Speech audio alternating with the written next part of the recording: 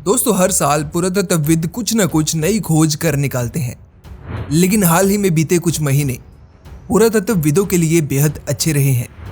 सन 1909 में बनाए गए टेल अवीव याफो में की गई 1400 साल पुरानी खोज और प्रोस्थेटिक आइज के 5000 साल पुराने इतिहास से लेकर सम्राट कॉन्स्टेंटाइन की शतकों पुरानी प्रतिमा की 15 इंच लंबी उंगली की खोज भी सन 2021 में ही की गई है। और आज की इस वीडियो में दुनिया भर की कुछ ऐसी ही खोजें मैं आपके लिए ढूंढ कर लाया हूं। दोस्तों, अट्रैक्टिव दुनिया चैनल के इस नए एपिसोड में खो जाने से पहले हमारे चैनल को जरूर सब्सक्राइब कर लें ताकि आने वाली हर वीडियो की नोटिफिकेशन आप तक पहुंच सके। तो चलिए शुरू करते हैं।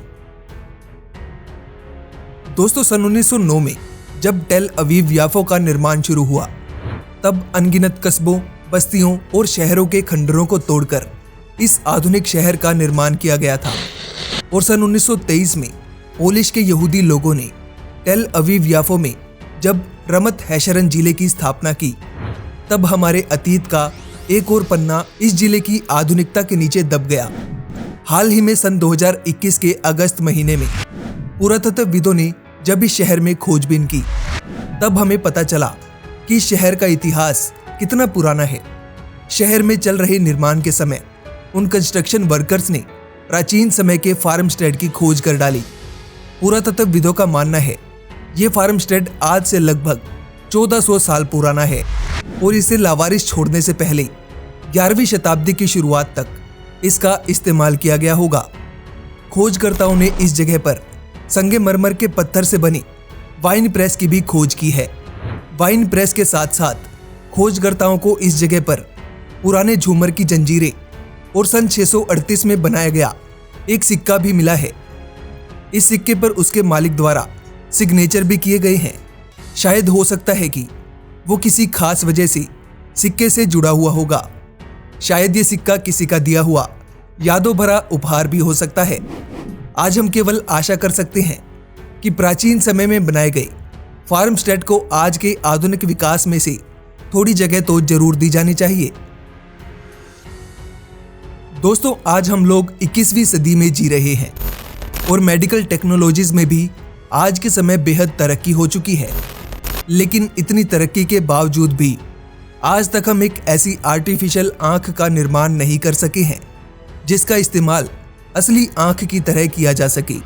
इस सदी में भी अगर किसी इंसान की आंख खराब हो जाती है, तब हम आंख की खाली जगह को भरने के लिए पत्थर से बनी आर्टिफिशियल आंख का इस्तेमाल करते हैं।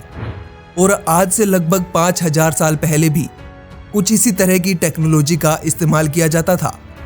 ईरान के जोबेल के पास मिले इंसानी कंकाल की खोपड़ी में आंख की जगह मिला ये पत्थर इसी बात का सबूत है।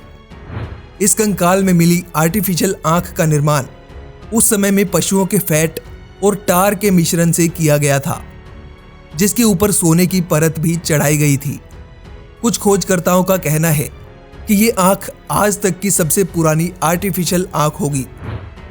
खोजकर्ताओं का कहना है कि ये कंकाल 6 फीट लंबी एक महिला का है, जो कि उस समय की महानायक रही होगी।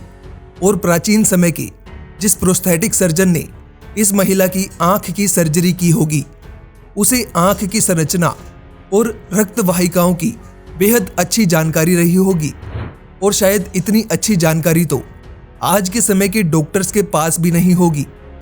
खैर, हमारे इतिहास में और भी ऐसे ही रोमांचक तथ्य मौजूद हैं जिनके बारे में जानकर आज भी हम लोग हैरान रह जाते हैं। दोस्तों, अगस्त 2021 यानी कि हाल ही में इक्वाडोर साउथ अमेरिका के हर एक पुरातत्वविद के लिए तब आकर्षण का स्थान बन गया जब लॉस रियोस इलाके में प्राइवेट प्रॉपर्टी पर फालतू की मिट्टी हटाते समय मजदूरों ने एक रहस्यमयी खोज कर डाली। मिट्टी हटाते समय मजदूरों को गड्ढे में बड़े बड़े सिरामिक्स का कलेक्शन दिखाई दिया। ये सिरामिक्स बेहद प्राचीन और मजदूरों की सोच से बेहद परे दिखाई दे रही थी।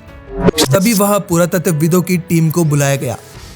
पुरातत्वविदों ने जांच में पता लगाया कि प्राचीन समय में इन सिरामिक्स का इस्तेमाल इंसानों के मर जाने के बाद उनके अवशेषों को संभाल कर रखने के लिए किया जाता था।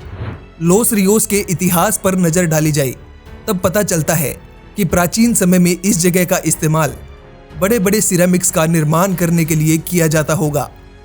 पक्के तौर पर इस बात को सही ठहरा पाना थोड़ा मुश्किल है, लेकिन अगर इतिहासकारों की माने तो इस जगह पर रहने वाले मिलाग्रो संस्कृति के लोगों का यही कारोबार हुआ करता था।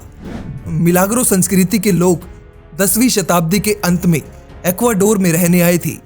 इन्हीं संकेतों के आधार पर हम मान सकते हैं कि इन सिरेमिक्स का निर्माण मिलाग्रो संस्कृति के लोगों द्वारा ही किया गया होगा। और आज इन सिरेमिक्स की खोज की जाने के बाद इन्हें इस जगह से निकालकर म्यूजियम्स में सुरक्षित तौर पर रख दिया गया है। और आज भी आसपास के इलाके में इन सिरेमिक्स की खोज में पुरातत्वविदों की जांच जारी है। दोस्तों, रोम इटली के कैपिटोलिन म्यूजियम में सम्राट कॉन्स्टेंटाइन की कांसे से बनी प्रतिमा सालों से रखी गई है। कांसे से बनी इस प्रतिमा के कुछ हिस्से दशकों से मिसिंग हैं, लेकिन सन 2021 के अप्रैल महीने में फ्रांस के लूवर शहर में इस प्रतिमा की उंगली की खोज की गई है।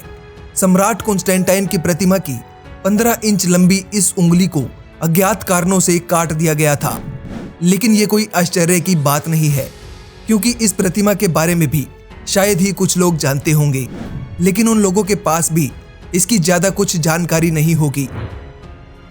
इतिहासकारों के मुताबिक इस प्रतिमा का निर्माण पहली शताब्दी में शुरू किया गया था, लेकिन बाद में इस प्रतिमा को बार बार तराशा गया और वर्तमान सम्राट के चेहरे में ढालने की कोशिश की गई, लेकिन अंत में 4th सेंचुरी में इस प्रतिमा को सम्राट कॉन्स्टेंटाइन का रूप दिया गया।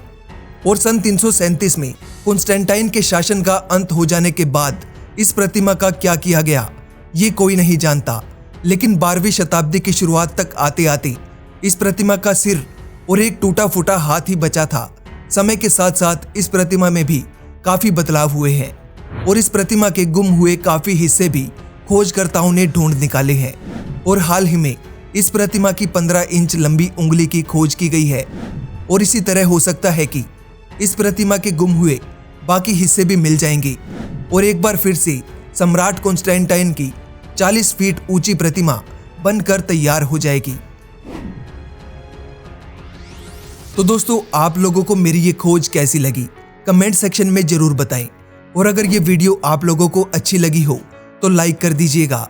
और भी ऐसी ही इंटरेस्टिंग वीडियोस देखने के लिए अट्रैक्टिव दुनिया चैनल को अभी सब्सक्राइब करें। मिलते हैं अगली वीडियो के साथ। यह वीडियो देखने के लिए आपका धन्यवाद।